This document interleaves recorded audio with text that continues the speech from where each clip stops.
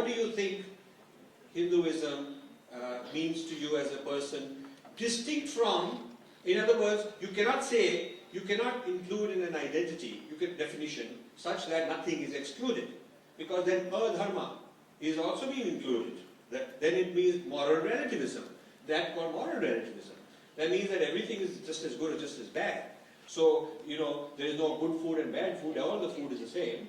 And there's no good karma, bad karma, all the karma is the same. And that is not a valid approach. When they say that all dharmas will lead to the same conclusion, they are only talking about dharmas. They're not talking about adharma, which is the non-dharma. So when they say all dharmas are valid, they're talking about all those paths which are dharmic. And not all paths are dharmic.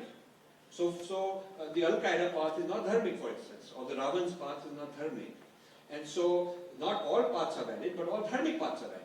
So therefore you have to still define, even though you say it's a way of life, but when a Pandit stood up in a conference when I was talking about Hinduism, and he said, Hinduism is a way of life. So I said, okay, but so is the drug culture.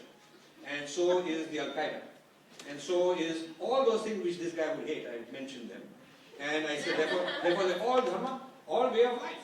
And now he was stumped because he had never thought about it, that what you have to define what you are excluding.